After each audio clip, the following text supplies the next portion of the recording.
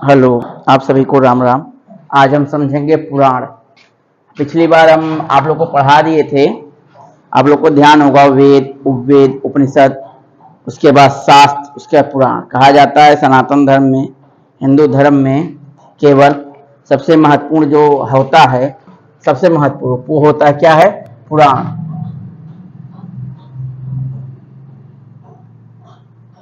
पुराण सबसे महत्वपूर्ण होता है। पुराण पुराण इसलिए महत्वपूर्ण होता है कि जो हमारे ऋषि मुनि थे, इन्होंने जब वेद, उपवेद, उपनिषद का भाष किया और शास्त्र का भाष किया, तो उसके बाद से हमें जो कर्मकांड मिले, जिसकी वजह से हम लोग करना चाहिए, क्या करना चाहिए, क्या नहीं करना चाहिए, जब ये निकला, तब उसके बाद पुराण का जन्म हुआ। पुराण का मतलब होता है कथा। पुराण का मतलब क्या होता है? प्राचीन, यानी कथा। कथा का मतलब क्या होता है? कहानी। अपनी बात को, यानी अपने किए हुए जो खोज है उसको बताने के लिए कहानी की जरूरत पड़ती है। और सभी पता है कहानी कैसा वर्ड होता है, एक ऐसी सीरियल होती है, एक ऐसा स्क्रिप्ट होता है कि बच्चों को जल्दी याद हो जाता है। इसीलिए वेद, उपवेद, उपनिषदों को समझाने के लिए सबसे जरूरी किस चीज की जरूरत है? कहानी का। आप लोग हाँ समझ रहे ना? ध्यान से सुनिएगा, क्योंकि थोड़ा सा भी अगर नहीं समझ पाओगे तो बेकार हो जाएगा। ठीक है? तो पुराण का मतलब क्या होता है? कर्मकांड। कर्मकांड का मतलब कहानी, हमें क्या करना है, कैसे कैसे भगवान, ऋषि मुनियों ने या ईश्वर ने हमको कैसे भेजा यहाँ पे, क्या क्या जरूरत था, हमें क्या करना चाहिए, क्या नहीं करना चाहिए, किस पद्धति से जाना चाहिए, किस देवता को प्रसन्न करना है, किस देवता को नहीं प्रसन्न करना है, किस देवता ने क्या क्या किया, किस देवता के अंदर कौन सी शक्ति है, ये सब पुराणों में हम जान सकते हैं। जैसे इंद्र भगवान राजा माने जाते, अग्निदेव अग्नि के देवता हैं, वायु वायु के देवता, हवा के, उसके बाद से फिर आपके पृथ्वी के देवता है। तो ये सब कहानियों में बताया जाता है कि ये देवता आए हमारे लिए, ये सब काम किए। कृष्ण भगवान भी देवता में आते हैं, उनका भी बताया गया। कृष्ण भगवान जन्म लिए द्वारिका द्वापर में, उसके बाद से फिर उन्होंने बुराइयों का अंत किया, यानी कि अधर्म का नाश करके, अधर्म का अंत करके फिर धर्म की स्थापना की। तो ये सब किसने बताया? पुराण में। तो पुराणों में क्यों बताया गया? क्योंकि कहानी हमें याद रहता है। कहानी जैसे एक बार याद हो जाता है, जब कहानी जब बताते हैं तो लोग धीरे धीरे उस पर मन्नत करते हैं, गठन करते हैं, और धीरे धीरे उनको क्या होता है? याद होने लगता है। इसी कारण पुराण की सबसे जरूरी है, क्योंकि हमें ये पता चलता है कि हमारे वेद में क्या है, उपवेद क्या है, उपनिषद में क्या है, और शास्त्र में क्या है। क्योंकि अब जब कभी भी हिंदू धर्म को कोई भी इंसान या कोई भी मानव अगर हिंदू धर्म को समझना चाहता, सबसे पहले उसे शास्त्र समझना पड़ेगा, यानी दर्शन। छह दर्शन समझना बहुत जरूरी है। इसमें कि न्याय है, वैशिष्ट है, शिष्ट है, ये सब समझना बहुत जरूरी है। क्योंकि बिना दर्शन के ना हम वेद समझ पाएंगे, ना ही उपवेद समझ पाएंगे, ना ही हम शास्त्र समझ पाएंगे, ना ही हम पुराण समझ पाएंगे। तो हमको जितना हो सके सबसे पहले उपनिषद को पढ़ना चाहिए। अगर उपनिषद नहीं पढ़ पा रहे हैं तब हमको ज्यादा शास्त्र को पढ़ना जरूरी है। किसी भी हिंदू यानी सनातन धर्म को समझने के लिए सबसे जरूरी क्या चीज है? शास्त्र। क्योंकि शास्त्र के बिना हम हिंदू धर्म को नहीं समझ सकते। शास्त्र को बोलते दर्शन। इसके बिना सनातन को समझना असंभव है, क्योंकि हमें खुद नहीं पता होगा। हम दर्शन यानी फिलोसफर, बिना किसी फिलोसफी के कोई भी चीज समझना असंभव माना जाता है। इसीलिए सर्वप्रथम में क्या पढ़ना चाहिए? कभी भी सनातन धर्म को पढ़ना, सर्वप्रथम में शास्त्र की तरफ भागना चाहिए। जब हम शास्त्र पढ़ लेंगे उसके बाद से हमें उपनिषदों की तरफ जाना चाहिए। उसके बाद फिर वेद पढ़ेंगे तो हमें ज्यादा समझ में आएगा क्या लिखा था, क्या नहीं लिखा, यानी कि ब्रह्मांड के बनने का कारण क्या है, कैसे ब्रह्मांड बना, कैसे हम लोग बने, कैसे प्रकृति बना, कैसे ये प्रकृति के अंदर जो अणु है विद्यमान है, जो भौतिक पदार्थ है कैसे बना, ये सब समझने के लिए बहुत जरूरी है।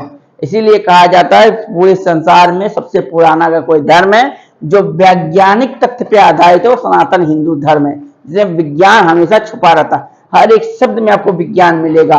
अगर आप पढ़ेंगे तो हर एक शब्द में विज्ञान की स्थापना आपको देखी जाएगी। ठीक है? तो आज हम पढ़ेंगे पुराण। पुराण कितने होते हैं? 18। सबसे बड़ी बात 18 ही क्यों? पुराण भाई 18 ही क्यों है? ये सोचने वाली बात है आप सबको कि पुराण 18 ही क्यों है, उससे अधिक क्यों नहीं, उससे कम क्यों नहीं है। तो पुराण को समझने के लिए सबसे जरूरी बात यह है कि हमें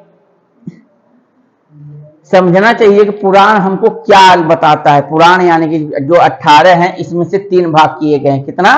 3 भाग। 3 किसके हैं? 3 भाग पहले ब्रह्मा के हैं, 3 भाग विष्णु के हैं,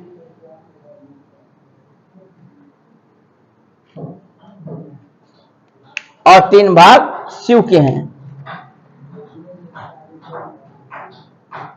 ये 3-3 भाग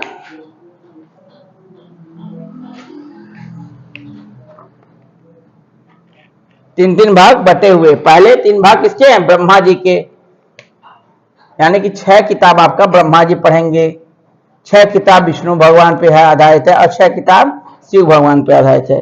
तब ये 3 भागों में बांटा गया, 3-3 भाग में, यानी तीनों देवता के, प्रथम देवता, दूसरी या तीसरी, तो इनको बांटा गया है। ठीक है। पुराण 18 ही इसलिए बनाया गया है कि हमारे जो 3 देवता हैं, यानी कि जो ईश्वर हैं, जो हमारे ब्रह्मा हैं, विष्णु हैं, महेश हैं, इन पे आधारित 6 बुक आपको देखने को मिलेगा, यानी 6 पुराण आपको देखने को मिलेगा। पहले ब्रह्मा पुराण आता है ब्रह्मा जी का, उसे विष्णु भगवान पे लिखा गया, फिर शिव पे लिखा गया है, शिव पे लिखा गया है, महादेव पे लिखा गया है। ठीक है, ये हमारा पुराण है। आप लोग को समझना है 3। अब जरूरत क्या है लिखने का? सर्वप्रथम किस पे बताया गया है? सर्वप्रथम बताया गया है, अब इसे मिटा रहे हैं, देखो ध्यान से। 18 पुराण क्यों बनाया गया है? क्योंकि 6 पुराण तीनों देवताओं में बटा हुआ है। ईश्वर में ब्रह्मा जी का 6 पुराण है, विष्णु भगवान का 6 पुराण है, और शिव भगवान का 6 पुराण है। अभी बताऊंगा कौन से किसमें पुराण आते हैं।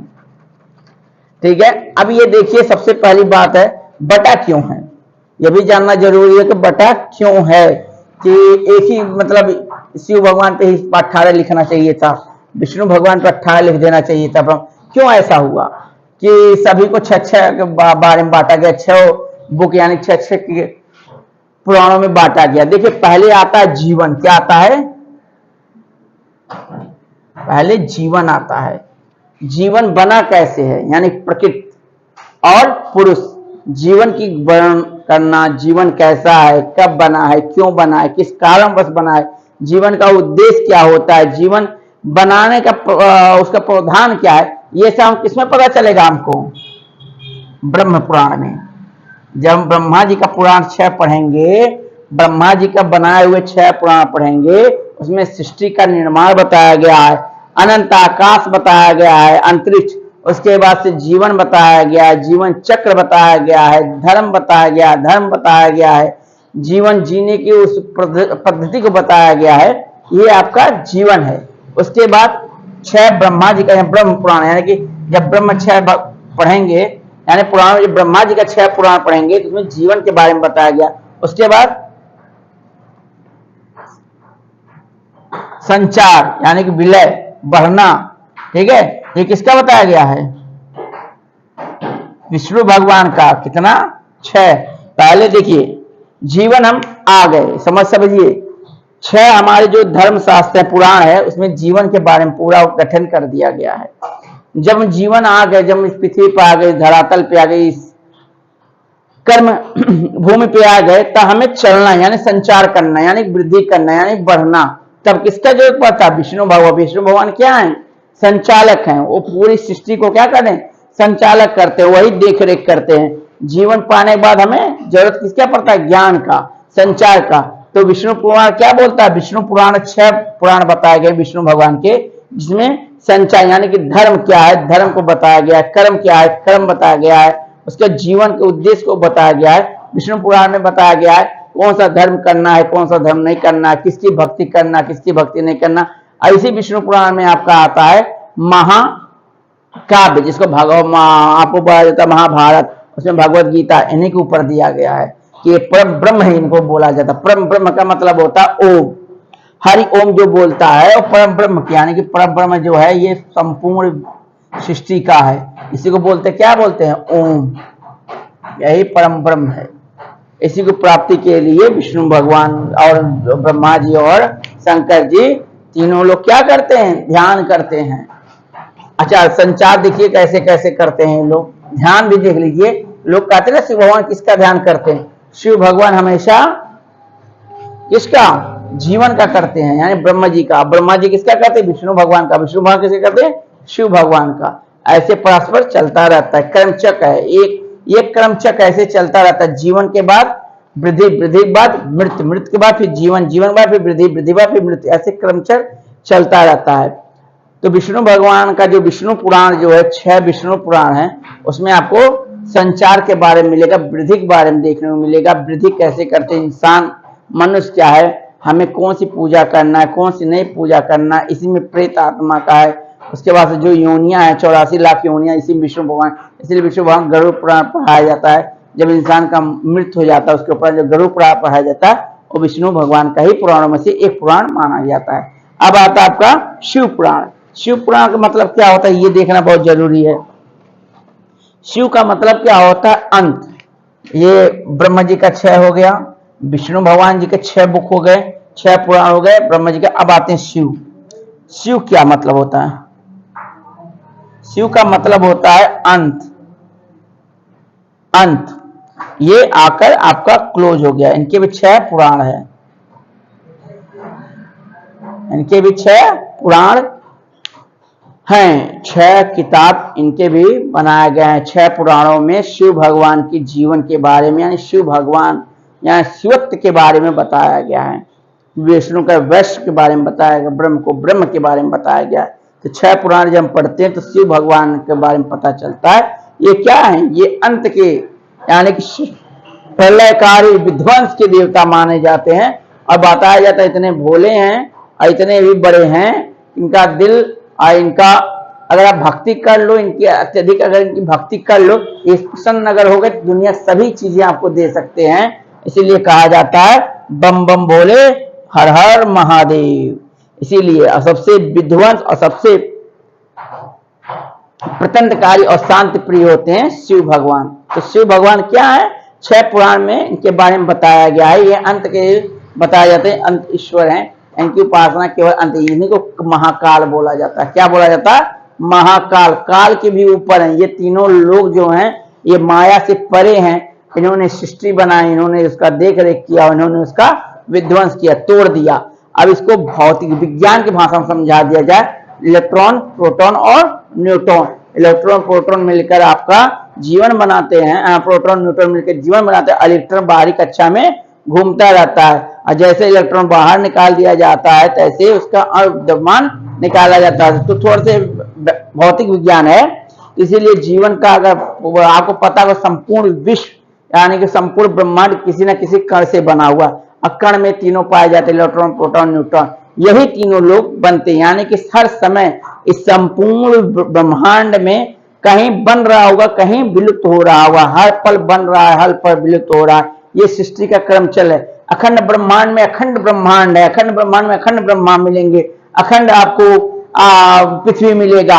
कहीं महाभारत इस समय चल रहा हो, कहीं द्वापर युग चल रहा हो, कहीं त्रेता युग चल रहा हो, अखंड कोट ब्रह्मांड है।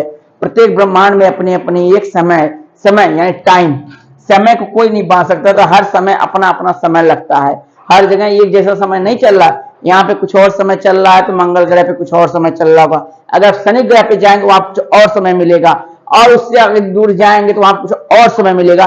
समय एक जैसा नहीं होता। कहा जाता है इसी में समय सबका बदलता रहता है। यानी कि इस पूरे ब्रह्मांड में हर जगह अपना अपना समय चल रहा है। कहीं त्रेता युग चल रहा है तो कहीं द्वापर युग चल रहा है, तो कहीं सतयुग चल रहा है, कहीं कलयुग चल रहा है। अभी पृथ्वी पे कलयुग चल रहा है, 5125 वर्ष हो चुके हैं। ठीक है, तो विष्णु पुराण 6 पुराण में बांटा गया, विष्णु भगवान पे लिखा गया 6 पुराण। और इसका मतलब होता है अंत, यानी विध्वंस, यानी सृष्टि के अंत करता है। यानी कि जीवन पाने के बाद अब जब चलने लगोगे, धर्म कर्म करोगे, यानी जीवन में हमें ज्ञान की प्राप्ति होगी। ब्रह्म का मतलब क्या होता है? ज्ञान। ये जब ब्रह्म पुराण यानी कि जब ब्रह्म पैदा होते सबसे पहले क्या जरूरत पड़ती? ज्ञान का। उस ज्ञान से हम क्या करते हैं? चलना सीखते हैं, उस ज्ञान का विस्तार करते हैं। उस ज्ञान का क्या करते हैं? विस्तार करते हैं, संचार करते हैं। और संचार के बाद क्या आता है? बुढ़ापा आता है, यानी मृत्यु। यही जीवन है। हमारे ज्ञान की प्राप्ति के, उस ज्ञान से हमने भौतिक भोगों को भोगा, और उस भोग के भोगने के बाद धर्म कर्म किया, यानी कुछ लोग धर्म करके कुछ लोग अधर्म किए। उसके बाद से उपरांत हमें जो दंड मिलेगा, मृत्यु मिला, मृत्यु के बाद हमारे कर्म फल के हिसाब से हमें फिर प्रारंभ के हिसाब से हमें जीवन मिलना स्टार्ट होगा। आप लोग को समझ में आ रहा होगा। तो यही 6 है, यानी कि ज्ञान यानी कि जीवन, संचार यानी कि विष्णु भगवान, फैलाव यानी मृत का मतलब अंत, यही 6 है।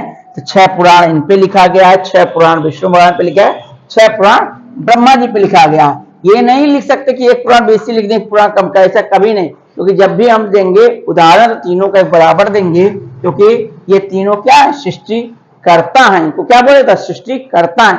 ये समय से यानी कि माया से परे हैं, इनको कोई भी माया नहीं छू सकते। इन्हीं से माया जन्म लेती है, इन्हीं से माया खत्म हो जाती है। अखंड ब्रह्मांड में आपको अनेक प्रकार के, हर ब्रह्मांड में एक विष्णु मिलेंगे, हर एक ब्रह्मांड में एक एक ब्रह्म मिलेंगे, हर एक ब्रह्मांड में एक एक शिव मिलेंगे, हर जगह। ये तो सृष्टि का नियम है। परम ब्रह्म को पाना ही हर इंसान का लक्ष्य होना चाहिए। लक्ष्य क्या होना चाहिए इंसान को, परम ब्रह्म को पाना, यानी कि ओम में विलय होना, मोक्ष की तरफ जाना। हम क्या करते हैं, अब देखिए सबसे अच्छी बात है, धर्म करते समय हमें ये भूल जाते हैं कि हमसे कितना बड़ा पाप अधर्म हो जाता है, क्योंकि लोभ और लालच के वश में जो लोभ होता है, जो लालच होता है, जो अपने पुत्रों के बस या पुत्रियों के बस या फिर अपने परिवार के बस जो हम लोग पाप कर जाते हैं भूल चूक में, और लोग क्या करते, दंड के अधिकारी होते हैं। इसीलिए इन पुराणों में उसके बारे में बताया गया, हमें कौन कौन से कर्म करने चाहिए, क्या नहीं करने चाहिए, कर्म करने का कौन सा दंड मिलेगा, कौन सा नहीं मिलेगा, ये सब लोग बताया गया है। अब हम जानेंगे 18 पुराण क्या होते हैं, उनके नाम विस्तार से आप लोग अब सीख लिए। इसीलिए कहा जाता है कि सनातन धर्म जो है इस संपूर्ण विश्व में एक और बड़ा ही अद्भुत है, क्योंकि ये हमारा जो सनातन धर्म है ये विज्ञान पे रहित है। आज भी विज्ञान इस पे रिसर्च करते हैं, सर्च कर रहे हैं, और जो उनको दिखता है वो सब लोग वेद, उपवेद, उपनिषद या किसी पुराणों में पाते हैं, क्योंकि ये सृष्टि जो बना है ये हमारे ऋषि मुनियों ने पहले ही बता चुका है। आपको पता होगा हमारे 10 ऋषि मुनि थे जो विज्ञान की तरफ, उनको वैज्ञानिक बोला जाता है। उन्होंने ऐसा ऐसा खोज किया था जो आज भी लोग उस खोज पे चल रहे हैं। जितना भी भौतिक विज्ञान, चाहे रसायन विज्ञान, चाहे जीव विज्ञान, जो भी पढ़ रहे होंगे आप लोग देख रहे होंगे, ठीक है, सब में से आपको वेद, उपवेद, उपनिषद मिलना चालू हो जाएगा। ठीक है, अब 18 पुराण कौन कौन से हैं उसका नाम हम बता दे रहे हैं। 18 पुराण कौन कौन से, मैं उसका नाम बता दे रहा हूं हम लोग को। और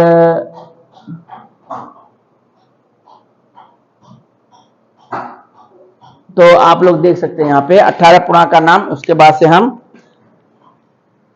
यहाँ पे देखिए 18 पुराण में से पहला कौन सा पुराण आता है, पहला है जो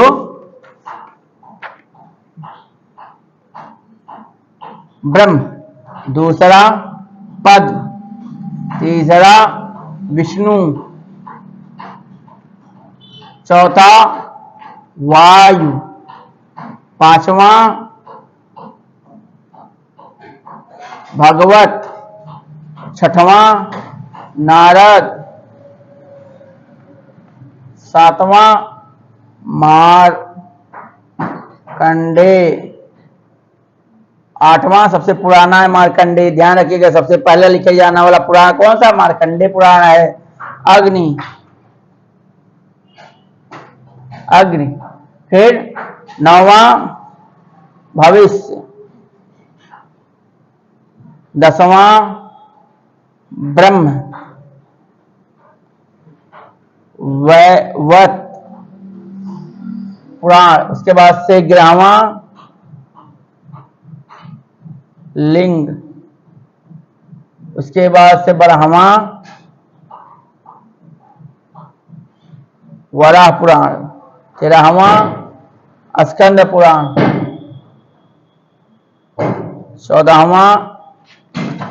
14वां क्या है स्कंद पुराण के बाद, वामन पुराण, 15वां कुर्म पुराण, और 16वां मत्स्य पुराण, 17वां गरुड़ पुराण, 18वां ब्रह्मांड पुराण। ये जो ब्रह्मांड पुराण है संपूर्ण सृष्टि के बारे में उदय बताया जाता है। ब्रह्मांड पुराण में आपको जीवन कैसे आया, जीवन पूरा ब्रह्मांड कैसे बिना इसके बनाने की शक्ति क्या थी, उदय क्या था, सब कुछ मिलेगा। सबसे पहला और सबसे पुराना लिखे जाने वाला मार्कंडेय पुराण है। सबसे पहले मार्कंडेय ऋषि ने एक मार्कंडेय पुराण का स्थापना किया था, जो भगवान शिव पे आधारित है। इसमें से ब्रह्मपद, विष्णु, वायु, भागवत, नारद, मार्कंडेय, अग्नि, भविष्य, ब्रह्मवैत, लिंग, वारह, स्कंद, वाम, कूर्म, मत्स्य, गरुड़ और ब्रह्मांड पुराण पढ़ाया जाता है। 18 का 18 पुराण जो व्यक्ति या जो जीवन में पढ़ लिया, जो भी इंसान इसको पढ़ लिया, वो पूरी सृष्टि को, मानव जात को, धर्म को और जीवन को जान लिया है। वो इंसान कभी भी अधर्म के रास्ते पे नहीं चल सकता। इसीलिए कहा जाता है कि पुराण जो कुछ ना कर पाए ब्रह्म पुराण पढ़ ले, जो कुछ ना कर पाए वो एक बार जीवन में पुराणों को पढ़ना स्टार्ट कर दे। एक एक पुराण अगर पढ़ेंगे तो जीवन के बारे में हम अधिक से अधिक जान पाएंगे। ये आपका हो गया संक्षिप्त वर्णन पुराण क्या है, इसीलिए मैं पढ़ा रहा था ताकि आपको पता चले पुराण कितने। 18 प्रकार पुराण बताएं, पुराणों की संख्या, पुराण का मतलब कहानी होता है। इससे हमें सीख मिलता है हमें क्या करना है जीवन में, क्या नहीं करना, धर्म क्या है, कर्म क्या है, जीवन क्या, उद्देश्य क्या है, लक्ष्य क्या है, इस सभी चीजों को पता। हमें भौतिक जगत में आए कैसे हैं, कैसे हैं, रहेंगे, क्या करेंगे, और ईश्वर क्या है, देवता क्या हैं, उसके गंधर्व क्या हैं, उसके बाद से फिर राक्षस हैं, आपके दैत्य हैं, दानव हैं, ये सब के बारे में इसी चीज में हमको मिलता है। किस किस से कब कब लड़ाई हुई, क्यों लड़ाई हुई, कैसे समुद्र मंथन हुआ, क्या क्या हमको प्राप्त हुआ, सब कुछ आपको पुराणों में मिलेगा। आज के लिए इतना ही।